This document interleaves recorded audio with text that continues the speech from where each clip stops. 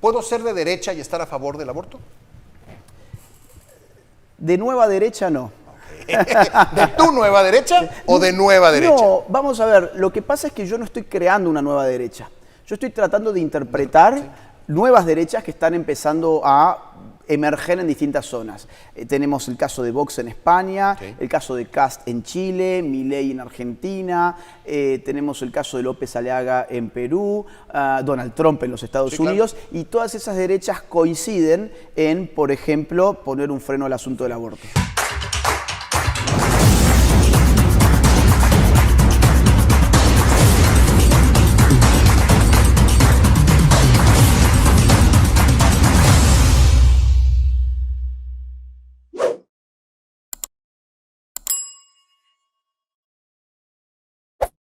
¿Cómo está? Bienvenido a una sesión más de Telesur. Hoy tenemos un invitado que nos da mucho gusto recibirlo, Agustín Laje, argentino, nació en 1989, él es politólogo, es filósofo, escribió un libro que se llama La Batalla Cultural, que la está presentando este año. Muy interesante porque está proponiendo una nueva forma de hacer y de vivir la derecha. Así que bueno, Agustín, te doy la bienvenida, qué gusto tenerte por acá. ¿Qué tal, Gastón? Gracias. Muchas gracias. Bienvenido a México primero y a Yucatán, desde luego. Muchísimas gracias, estoy en una gira internacional desde hace ya 20 días por lo menos, sin parar, recorriendo una ciudad por día, con mucho ánimo porque el resultado es muy bueno. Te vas cansando, ¿eh? Sí, estas ojeras no son gratis. No son naturales, no son normales más bien. Oye, Agustín, he estado en los últimos días y quisiera empezar esta conversación compartiéndote que me siento avergonzado por algunas de las entrevistas que he visto que te han hecho algunos colegas mexicanos en los últimos días, que me parecen de verdad una falta de profesionalismo total para tratar de preparar una entrevista o un debate. A partir de eso, hecho eso a un lado, lo que sí he aprendido viendo tus pláticas y tus entrevistas es que te has convertido como en un objetivo. Tu reconocimiento por la habilidad que tienes para debatir, que es internacionalmente reconocido, la capacidad que tienes para hablar de manera lógica y de ir hilando ideas, te puedes pasar 15 minutos hablando, y la otra que es la memoria que tienes. Evidentemente me da la impresión de que muchas de las entrevistas te conviertes en el objetivo, como si la entrevista fuera, cállalo, que se contradiga. ¿No te parece? ¿Sientes lo mismo? Sí, y es una guerra. Cada entrevista, en vez de presentarse como un diálogo, termina siendo una guerra, porque uno llega a querer hablar de un libro y termina hablando, por ejemplo, de qué tuiteé en el año 2017. Sí. Entonces es complicado porque creo que gran parte del periodismo político se parece más al periodismo de chimentos y farándula que a una discusión seria sobre temas serios. Sí. ¿Y por qué está pasando eso? Porque además pareciera que el ganarte, en lugar de construir conocimiento entre los dos, yo me declaro persona de derecha, tú eres una persona de derecha. No necesariamente tenemos el mismo tipo de derecha, que ahorita lo platicamos, pero ¿en dónde queda el construir conocimiento? Hago este brevísimo corte comercial para comentarte que este video está patrocinado por el Instituto N&W Professional Traders. Si querés aprender a invertir, hacelo como un profesional. El problema es que yo soy de derechas, entonces el problema no es que yo sea habilidoso, entre comillas, para debatir y demás, y que por eso me quieran rebatir. El problema de ellos real es que yo no sea de izquierdas. Hay mucho periodismo que no puede entender cómo alguien no puede ser de izquierdas y les parece una abominación, una aberración, pero después cuando tratan de poner a prueba los argumentos, ahí ya se empieza a mostrar la debilidad. Claro. Y eso es un problema también para ellos. ¿Con quién prefieres debatir? ¿Con alguien de derecha o con alguien de izquierda? De derechas. Ok, fíjate qué interesante. Porque, sí, de derechas por una razón, que es que la derecha, a ver, vamos a decir, la derecha intelectual, porque después yo no digo con un militante, no, digo, un debate con una derecha intelectual, me parece más interesante porque la derecha, al ser muy contracorriente, tiene que prepararse mucho más. Hoy el periodismo de izquierdas puede ser de izquierdas sin haber leído un solo libro de filósofos de izquierdas en su vida, y con lo cual el debate empieza a ponerse un poco pobre. En una de estas entrevistas, en el corte comercial, una de las que vos te estás refiriendo, el periodista me pidió que por favor no mencionara ningún nombre de ningún autor porque, bueno, iba a ser aburrido el programa. No, bueno, más bien porque él no se acuerda de los autores, ¿no? Quiero suponer. A ver, y te hago una pregunta nada más para establecer el terreno entre dos personas de derecha. Yo a lo largo de mi vida siempre me hice bolas con eso de las derechas y las izquierdas, y más en México, conoces la cultura mexicana, es un poquito complicado. Pero aquí yo llegué a la conclusión de que la izquierda protege y pelea por la igualdad. Okay. La derecha por la libertad. Ajá.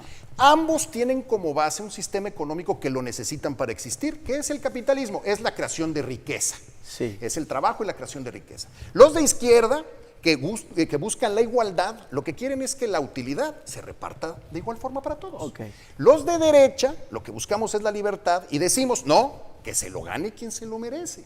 Esa es mi concepción de la izquierda y de la derecha, es de primaria, totalmente primitiva, pero me ayuda a entenderlo. ¿La compartes? No es de primaria y de hecho uno de los mejores filósofos políticos del siglo XX tiene una visión idéntica a la tuya. No, más bien yo a la de él y copiada, sí. No sé de dónde. Porque, bueno, es que a mí me pasó lo mismo.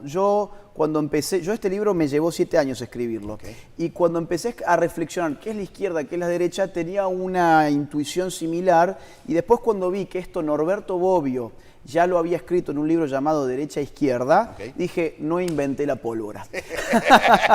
ya existía. Ya existía, pero es una intuición válida. Ahora, esa intuición es válida cuando uno atiende a qué significa la derecha durante un marco muy concreto de la historia, que es la Guerra Fría.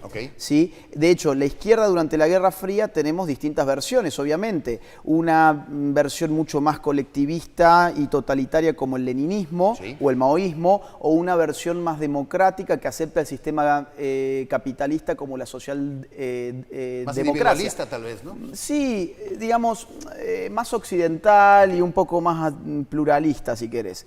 Pero lo que hoy se está generando en el mundo son nuevas posiciones de derechas y nuevas posiciones de izquierdas. Que de eso hablas en el libro. Así y a mí es. me llamaba mucho la atención porque si yo me quedo con mi idea de que la derecha peleamos por la libertad, tú, por ejemplo, en el libro expones cualquier religión, que de entrada llama la atención y dice, ¿cómo? Pasa que las viejas derechas, y esto ya desde la Revolución Francesa, que es cuando aparece la díada izquierda-derecha, las viejas derechas tienen una raigambre religiosa que es muy fuerte. Pero en un mundo secularizado como el que vivimos, la política no puede solaparse con la religión. ¿Sí? De modo que sería un poco absurdo decir vamos a hacer el partido evangélico o vamos a hacer el partido católico. ¿Por qué? Porque la política no se trata de llevar tu religión a la política, sino de ver en todo caso, por ejemplo, quienes comparten tus mismos valores o formas a grosso modo de ver el mundo, y ahí te das cuenta, bueno, un católico puede con un evangélico hacer un partido político y lo pueden hacer con un agnóstico, con un mormón y con un ateo. Entonces, una de las cosas que propongo es superar, quiero decir, esa traba que es muy importante hoy. Déjame seguir sobre la línea de que la derecha busca la libertad. Sí. Yo soy de derecha, tú eres de derecha, y podemos tener diferentes formas de pensar. Sí. Tú puedes estar en contra del aborto y yo puedo estar a favor. Déjame hacerte una pregunta nada más para picarte las costillas. Para picarte las costillas. Si nosotros de derecha creemos en la libertad, ¿por qué no le dejamos a la mujer la libertad de decidir qué hacer con su cuerpo? Porque la libertad nunca puede ser absoluta. Es decir, yo no tengo libertad de meter mi mano en tu bolsillo y sacar tu celular y guardármelo, porque vos tenés un derecho que se llama derecho a la propiedad privada. Yo no puedo disponer de mi cuerpo para meterte con este libro un zarpazo sobre la cabeza. No, bueno, yo estoy decidiendo sobre mi cuerpo. No, evidentemente vivir en sociedad no nos permite tener una libertad absoluta. ¿Quién tiene una libertad absoluta? Robinson Crusoe. El resto de las libertades siempre están sopesadas por los derechos de los demás, porque si no la propia libertad entra en un pozo. Entonces el derecho del otro limita tu libertad. Claro, la libertad y el derecho a la propiedad del otro limita mi libertad. Esto incluso es propio de los libertarios, tiene una filosofía muy interesante que parte del principio de no agresión. Nadie tiene el derecho a iniciar el uso de la fuerza contra un inocente. Yo entiendo desde la filosofía libertaria, que es una filosofía que defiende la libertad, que en el caso del aborto sí hay una agresión contra un otro y por lo tanto la libre disposición del cuerpo en ese caso está generando un daño a un derecho de un otro y además ese daño es el derecho a seguir viviendo que tiene el otro. Ahora, me cuesta un poco de trabajo a mí, por ejemplo, en el caso del aborto, déjame tomarlo, me cuesta un poco de trabajo hablar del aborto porque soy hombre, porque no logro entender lo que pasa en la mente. Entiendo lo que pasa físicamente con una mujer, pero no logro entender lo que pasa por su mente. Por eso me cuesta trabajo el poderme meter y decidir por ella. Ese es mi argumento. Ok, pero por ejemplo, a mí me cuesta trabajo meterme en la mente de una persona que está planificando un asalto a un banco, pero entiendo que a esa persona no se le tiene que permitir asaltar un banco. Yo no quiero hacer una comparación lineal entre la mujer y quien asalta un banco. Lo que me estoy refiriendo es que el criterio no pasa por entender qué pasa por la mente del otro, pasa por decir, ¿hay una violación de derechos? Sí, la hay, y en este caso no a la propiedad privada, sino a la vida. A la vida de alguien. Y aparte hay otro asunto, que es que los grupos feministas han generado una atmósfera en la cual ya es casi sentido común que un hombre no debería opinar del aborto, lo cual implica una falacia lógica que se llama falacia dominem.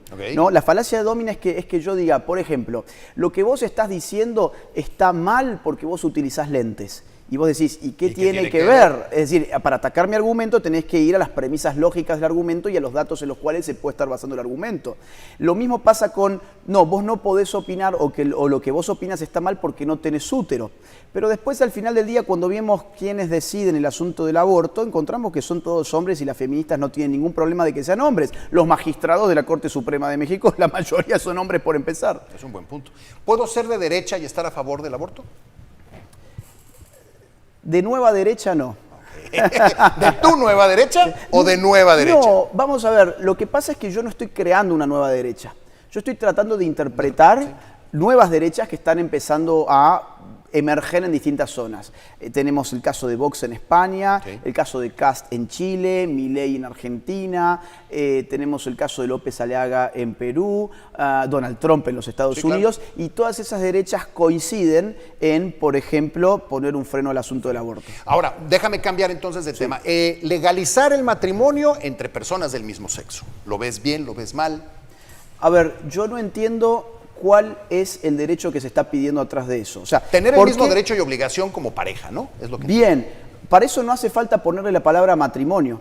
Para eso simplemente hace falta hacer una reforma de los derechos específicos para, por ejemplo, uniones civiles. Lo que yo entiendo es que del otro lado lo que se está atacando es una institución antiquísima que se llama matrimonio, que como su propio nombre lo indica, está vinculada a la maternidad, porque es una institución en la cual el ojo público pone el foco por los efectos de la maternidad que son las nuevas generaciones. Entonces, el Estado tiene un interés sobre las relaciones matrimoniales por su efecto reproductivo.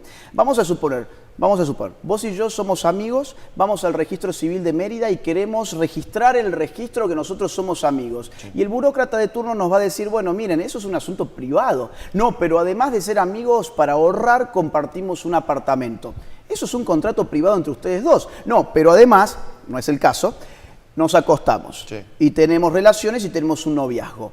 Eso tampoco es un asunto. Ah, no, bueno, pero yo quisiera, si yo muero, heredarle a Gastón. Bueno, para eso podemos hacer una cosa mucho más simple, mucho más fácil, además para los propios grupos LGBT, que es reformar una ley de herencia, si es que está trabando algo, o una ley de seguridad social, con lo cual yo creo que detrás del asunto matrimonial hay otros objetivos. Y la palabra matrimonio es la discusión, entonces. Sin dudas, miren, hagan un ejercicio muy simple, muy simple.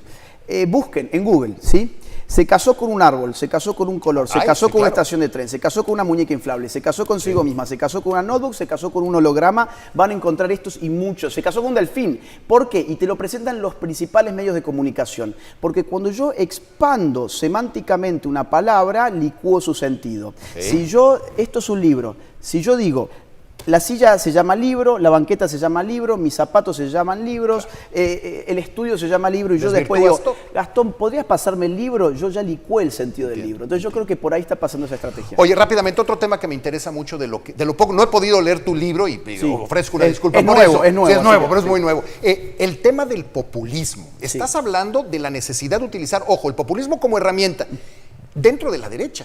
Como herramienta de la derecha. Sí, a la izquierda le ha servido mucho y la izquierda está abandonando esa estrategia. Vamos a ver, el populismo es un estilo político, primero que nada.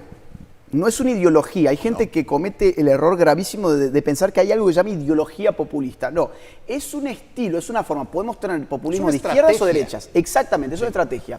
¿En qué consiste esa estrategia? En nombrar al pueblo. Por ejemplo, si yo acá dijera, El pueblo mexicano es aquel mexicano que se levanta a trabajar temprano, que defiende a su familia, que educa a sus hijos, que etcétera, etcétera, que es honesto, que es buen vecino. Evidentemente no todos los mexicanos hacen eso, pero yo estoy definiendo al pueblo mexicano con un recorte populista. Okay. Para dar un ejemplo muy simple, ¿no? Entonces las nuevas derechas en general han apostado de una forma u otra a esas y eso es lo que les ha hecho crecer. ¿Por qué? Porque la izquierda últimamente, en los últimos años, en vez de haber hecho esa apuesta, está apostando a las minorías, sí, que es la estrategia opuesta. Sí. Es decir, no, cuanto más fragmentemos la cosa, no vamos a unir todo en una cosa llamada pueblo, sino que vamos a fragmentar. Entonces la izquierda lo que está haciendo es que está yendo por los sectores con más necesidades nada más. Y está discriminando a los demás porque a veces parece que eso pasa en México, ¿eh? Pero yo creo que las izquierdas, las nuevas por lo menos, están apuntando a las clases más acomodadas, curiosamente. Estos temas, por ejemplo, lenguaje inclusivo, Sí. matrimonio homosexual, leyes de identidad de género, aborto, no son cosas que estén en la agenda de las clases más empobrecidas. Las clases más empobrecidas, por empezar, no quieren matar a sus hijos, quieren salir de la pobreza. Y lamentablemente, bueno, hay estados donde lo único que el Estado le ofrece a una mujer embarazada vulnerable es un aborto. Eso es una realidad. Lo que siento con el populismo es el contrapuntear posiciones, el buscar un enemigo, el estar buscando pelea y siempre dividir en dos. Tengo esa impresión, No, o por lo sí, menos sí, sí. es lo que me da la impresión que vivimos en México hoy en día. Sí, de hecho es así. Yo te estaba por responder, te estás refiriendo al clientelismo, de hecho te lo dije fuera del aire. Porque hay gente que confunde clientelismo con populismo, Okay. pero el clientelismo es que yo te doy algo a cambio del voto. Eso es el clientelismo. El populismo no necesariamente es clientelar. Bien, ahora vos tenés algo que es totalmente cierto. El populismo se basa en una dialéctica. Yo soy de derechas y tengo que señalar a quien es de izquierda, porque la identidad política nunca es una pura positividad, también es una negación de otra cosa. Okay. Entonces, esos políticos que son agárralo todo y que en un lado dicen A y en el otro lado dicen B y en el otro C sin inmutarse, es el político que yo no aprecio en absoluto. Yo aprecio en todo caso un político que dice, sí, yo soy esto y por ser yo esto, esos son mis enemigos. Y el populismo sí construye adversarios. En democracia yo le llamaría adversarios Okay. porque no hay aniquilamiento. Sí. Entonces, la nueva derecha tiene que ver cuáles son sus adversarios y ponerles nombre y apellido. Todo esto lo vamos a encontrar en el libro, todo lo que estamos platicando. Sí. Última pregunta, ¿fuiste duro con el Partido Acción Nacional, que se supone que es de derecha, y levantaste la mano y les dijiste, oigan, ustedes ya no son de derecha, ustedes andan en el centro? Y además, entiendo que hasta te aplaudieron. Sí, esto fue en una ciudad que no voy a dar el nombre para no comprometer. De cuyo a la nombre no te gente. quieres acordar. No, al revés. Mirá, me fui entusiasmado. Yo pensé, ahora me van a venir los tomatazos. Porque fue dentro de un establecimiento del PAN. Y estabas rodeado de panistas, ¿eh? Estaba el alcalde de la ciudad en la primera No, fila, ok. con su equipo. Yo no tengo jefes. No soy una persona además ambiciosa. Tengo el mismo auto desde el año 2010. Con lo cual tengo una libertad absoluta para decir lo que se me canta la gana y si a alguien no le gusta que se vaya y si a mí no me gusta el ambiente me voy yo. Entonces tengo una libertad absoluta. Entonces, incluso en el círculo, digo... Que no existe la libertad absoluta, hace rato nos lo dijiste. No, pero sí de pensamiento. Ay, bueno, por más que te quise agarrar, ya te quería atrapar en algo y ni así pude, pero bueno. La libertad de pensamiento, aún en un campo de concentración, todavía la tenés. Total. Eso, Sí, eso no nada lo puedes que decir, evitar. nada que decir, Cuando, digamos, en este espacio que era del PAN, y además estaban las autoridades del ¿Y PAN, sabían qué ibas a decir? yo creo que no. Bueno, sí. Mejor. Mejor, no había spoiler. Cuando lo dije, yo pensé, y ahora la gente se empieza a parar y se va, y se enojó. Nunca fui tan aplaudido en México. Me cortaban cada 10 palabras que yo decía, me aplaudían. ¿Pero por qué? Porque eran las bases del PAN. A mí, hasta donde yo llego a percibir, esto es una percepción, no es un dato objetivo. Hasta donde yo llego a percibir, los militantes del PAN me quieren. O sea, yo nunca he tenido ningún conflicto con ellos y al revés. Tengo una muy buena relación y hasta donde yo he sentido hay aprecio. Ahora, Pero otra les cosa... dijiste cosas que duelen, ¿eh? Sí, pero se los dije sobre sus élites. Todo partido político tiene élites. Todo. Hasta las izquierdas Sí, claro. son elitistas. Sí, claro. Ahora, acá hay una, digamos, una falta de comunión en este momento entre las élites y las bases. Las bases quieren reafirmar los principios conservadores y de derechas que tiene el PAN, y las élites o ciertas élites del PAN están muertas de miedo de lo que pueda decir la prensa de ellos. Y ese es el problema. El problema es que ahora lo que pasa en la prensa, lo que pasa en las redes, se convierte en un hacedor de políticas públicas. Yo necesito entender cómo es posible que eso suceda. Hay gobiernos, hay partidos que gobiernan por lo que les dicen las redes sociales. Hay una diferencia muy... ¿Hablas de redes sociales? Totalmente. No, y hablo de la manipulación de las redes sociales. Estamos yendo a una situación psicopolítica donde una gran corporación tecnológica puede determinar el decurso de una elección popular. Desde luego. A ver, en el año 2012, pongamos un dato que a mí me impactó mucho cuando estudiaba para el libro. En el año 2012, Facebook, para la revista Nature, que es una de las revistas académicas más importantes del mundo, hizo una investigación sobre 61 millones de norteamericanos en las elecciones intermedias de la era Obama. Okay. Y solamente cambiando un botón que le pusieron "ya he votado", poniéndole la foto de los amigos que ya habían votado, la dirección de dónde había que ir a votar y cambiando el feed de la persona, impactaron en el resultado electoral. Y ellos lo reconocen en la revista Nature con números, estadísticas y todo. O sea, solamente cambiando un botón de una red social, haces un experimento sobre 61 millones de personas que no saben que están siendo... Asusta. Pero claro, están siendo sujetos de un experimento que no conocen y encima tu conclusión es que les manipulaste el voto. Sí. Año 2012, revista Nature, experimento de Facebook. Entonces, lo que se empieza a confundir, a mi juicio, es la opinión publicada con la opinión pública. Claro. Exacto, una cosa es la opinión publicada, que es la opinión de aquellos que tienen el poder para publicar en altavoces su opinión, y otra es la opinión de la persona que está en su casa y que dice, esto del lenguaje inclusivo, por ejemplo, es una pavada, es una tontera. A nadie se incluye cambiando la O y la O, la O y la A por la E, pero después vos prendés el televisor y están todos ahí esforzándose por presentar esto como una revolución. Entonces esa disociación es la que después hace que la élite de un partido, supuestamente de derechas o de centro derecha, esté muerta de miedo por la opinión publicada cuando su opinión pública está pensando otra cosa. ¿Y qué pasaría si nada más se concentraran en la opinión pública y no en la publicada y que mandaran a volar a las redes? ¿Tú crees que sería diferente para ellos? ¿Les complica la vida de verdad? No, les iría mucho mejor. Les iría mucho mejor. Yo digo que sí. A un partido de derechas le iría mucho mejor despreocupándose un poquito por qué dice la prensa de ellos y preocupándose más por qué es lo que quiere la gente que a ellos los va a votar. Porque las derechas en todo el continente, esto no es un tema solamente de México, en todo el continente, la centro derecha se ha corrido el centro pensando que a los progres los iba a seducir. No, a ver, a los dirigentes del partido del cual estamos hablando, si ustedes piensan que un progre los va a votar porque hagan un curso feminista, mejor olvídenlo, recuperen lo que había, que se les está yendo y ya hay efectos muy claros. En el caso de España, Vox le quitó el electorado al PP. En el caso de Milei en Argentina le quitó gran parte al macrismo. En el caso de Kast le quitó tanto al piñerismo que el piñerismo quedó cuarto en las elecciones nacionales. ¿Están avanzando? Están avanzando las nuevas derechas. ¿Por qué? Porque no tienen pelos en la lengua, porque además está cambiando el clivaje de clase, los sectores populares están empezando a votar de nuevo a las derechas, los sectores más ricos y los hijos de los empresarios que mandan a sus hijos a las universidades donde les revientan la cabeza, llegan a su casa con la banderita del Che Guevara, después eso es indefectible. Sí, claro. Entonces está cambiando mucho la cosa, pero en la nueva derecha yo creo que va a ser un actor político a mediano plazo muy importante. Tu libro es una lectura obligada para las próximas semanas. Agustín, pues nada más agradecerte el que hayas aceptado la invitación. Quedamos pendientes para otra plática, ¿eh? Todavía hay mucho que platicar. Te agradezco la entrevista porque, cerrando como iniciaste, las entrevistas sobre política debieran ser con un formato político que no tenga que estar imitando los programas de farándula para tener rating.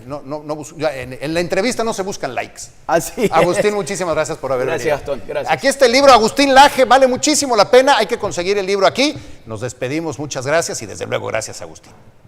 Mi trabajo no se financia ni con el dinero de los políticos ni con el dinero de los impuestos de los ciudadanos a través de subsidios estatales. Al contrario, este video, este canal y todo el trabajo de batalla cultural que estoy dando desde hace años se financia íntegramente gracias a los aportes económicos libres y voluntarios de las personas que valoran lo que hago. De modo que si querés colaborar económicamente conmigo, te invito a que te suscribas en mi Patreon. El link queda en la caja de descripción de este video. O bien que te unas a mi canal de YouTube en el botón que encontrarás que dice unirse. Si no podés colaborar económicamente, no te preocupes, hay muchas otras formas de colaborar.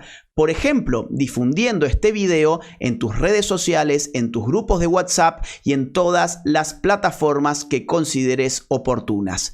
Muchas gracias desde ya.